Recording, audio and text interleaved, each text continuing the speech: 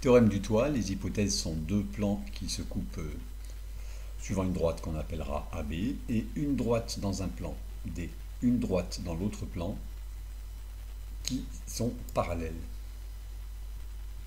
À ce moment-là, la conclusion de ce théorème, c'est qu'elles sont aussi parallèles à l'intersection de P et P'. Alors on trouve des preuves parfois un peu bizarrement compliquées. Bon, celle-ci est simple. Alors le point A est dans P et D est une droite de P. Donc la parallèle à D passant par A, elle est contenue dans P. Elle ne sort pas du plan. Exactement de la même façon, A est dans P' et D', une droite, est une droite de P'. Donc la parallèle à D' passant par A est contenue dans P'. Alors, en fait, vu que D et D' sont parallèles, ces deux droites sont une seule et même droite. On la désigne par delta. Elle est contenue dans P et dans P', donc dans P inter P', c'est-à-dire dans la droite AB. Or, une droite qui est contenue dans une autre, c'est bien qu'elles sont confondues. Donc finalement, delta est bien parallèle à D et à D'. Avant de prouver le deuxième théorème, on rappelle cette définition. D, une droite, est orthogonale à un plan si elle est orthogonale à toutes les droites contenues dans ce plan. Donc ça fait vraiment beaucoup de droites à considérer pour montrer qu'une droite est orthogonale à un plan. C'est pour ça que le théorème ici est bienvenu. D sera orthogonale à un plan si et seulement si elle est orthogonale à deux droites séquentes du plan. Alors c'est pratique. Évidemment, il y a un sens qui est évident, c'est que si D est orthogonale à toutes les droites, elle est orthogonale à deux droites séquentes du plan. Donc on va montrer seulement la réciproque. On démontre seulement la partie du théorème qui n'est pas simple.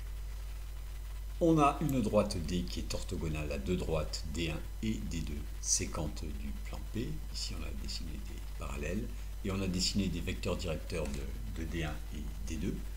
Et on voudrait montrer que D est orthogonale à toutes les droites du plan P. Alors on en dessine une ici. Voilà, delta. Donc soit delta une telle droite dans P.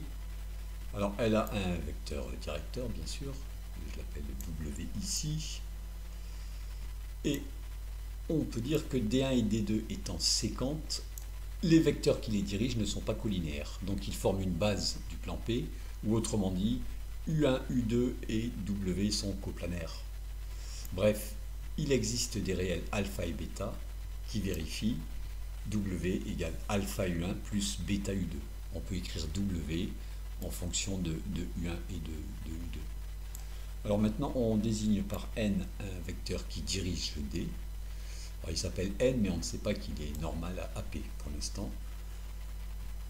Quand on va écrire simplement le produit scalaire de N par W, et W, on peut le remplacer ici par alpha U1 plus bêta U2. Et on sait qu'on peut distribuer un produit scalaire comme ceci. C'est une des propriétés du produit scalaire. Et aussi que n fois alpha U1, c'est le même nombre que alpha fois n scalaire U1. Donc ceci s'écrit encore comme ça.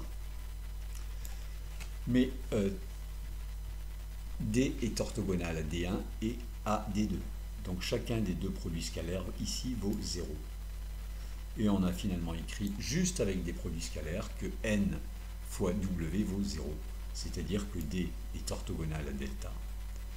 Et on est parti d'une droite delta qui était quelconque dans le plan, et on a démontré qu'elle était nécessairement orthogonale à D. Ça veut dire que toutes les droites du plan sont orthogonales à D. Et on a donc démontré que D est orthogonal à P. Alors un détail est que ce théorème-là est tombé vraiment exactement sous cette forme au bac, comme question de cours. Et quand on regarde, ce n'est pas très difficile à écrire.